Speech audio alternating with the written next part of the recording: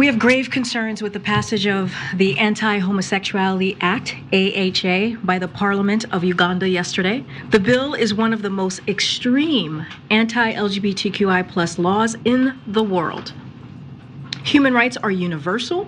No one should be attacked, imprisoned, or killed simply because of who they are or whom they love.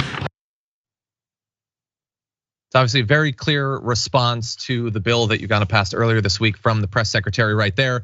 And there's no exaggeration that this is about as extreme a bill as you could imagine, with penalties ranging to decades in prison or even death for simply identifying as a member of the LGBTQ+ community. It constitutes what's seen as a further crackdown on LGBTQ+ people in a country where same-sex relations were already illegal, as they are, by the way, in a number of other countries in the region. Punishable by life imprisonment. It targets an array of activities, includes a ban on promoting and abetting homosexuality, as well as conspiracy to engage in homosexuality. And to give you some of the specifics on how multifaceted and radical this bill is, a person who is convicted of grooming or trafficking children for purposes of engaging them in homosexual activities faces life in prison. Individuals or institutions which support or fund LGBT rights activities or organizations, or even just publish, broadcast, and distribute pro-gay media material face prosecution and imprisonment. Media groups, journalists, publishers face prosecution and imprisonment for publishing, broadcasting, distribution of any content that advocates for gay rights or, quote, promotes homosexuality. And there's obviously going to be a huge amount of latitude for them to define this however the hell they want. Death penalty is possible for what is described as aggravated homosexuality, that is sexual abuse of a child, a person with disability, or vulnerable people, or in cases where a victim of homosexual assault is infected with a lifelong illness. And even property owners face risk of being jailed if their premises are used as a, quote, brothel for homosexual acts or any other sexual minorities' rights activities. And if you hear that and think, well, wait, isn't that encouraging people who own property to go way beyond what they need to do because they're terrified of being targeted by this law and trying to root out anyone who might or might not be a member of the LGBTQ community?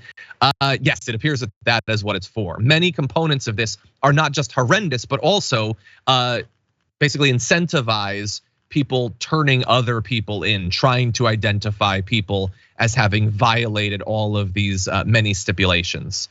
Like I said, this is just going even further than the country already did, where there was a great deal of legal and social bigotry.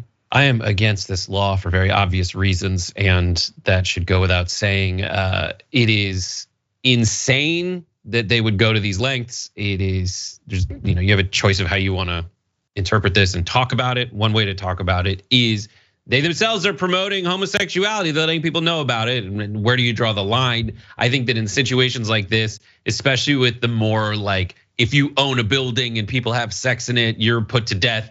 That is just ripe for people to use it to go after their political opponents, anyone that they want to put in jail anyway. There is going to be no doubt when it's something like homosexuality, any kind of gender identity issues, it's, when folks on the right, they'll say like there's a witch hunt going on. This is absolutely a witch hunt. This is something that you just accuse people of, and then what? Everybody's afraid to be on the side of homosexuality, that they won't even have a fair trial. Places that pass laws like this don't end up having fair trials anyway. And most terrifyingly, this is what the right wing wants in America to at least some extent. They want that. And at benefit of the doubt, the instincts that they're catering to and amplifying and leaning into as an establishment Republican electoral identity. And this is just a case that allows us to hold up the mirror to American society and show just how close we are to them. Yeah, I think that there's a necessity to draw the comparisons now, but also to remind people of the historic links that have already been there. As has been pointed out, when some of the earlier versions of this or similar bills were being passed in countries in the region, the US was not disconnected from that. Christian organizations, radical right-wing Christian organizations, had been supporting this sort of legislation and social bigotry and all of that for a number of years.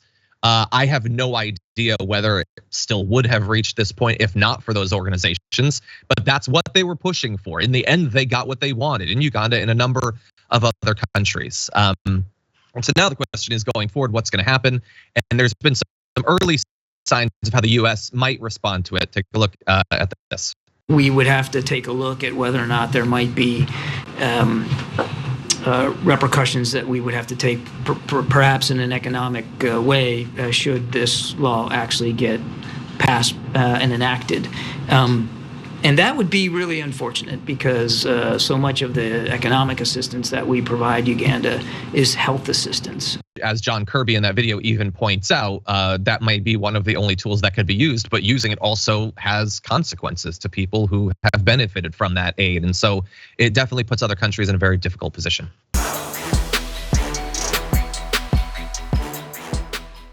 For more political news, breakdowns, interviews, stories of activism, and me trying my hardest to care about the occasional big celebrity news story, subscribe to our YouTube channel at youtube.com/thedamagereport.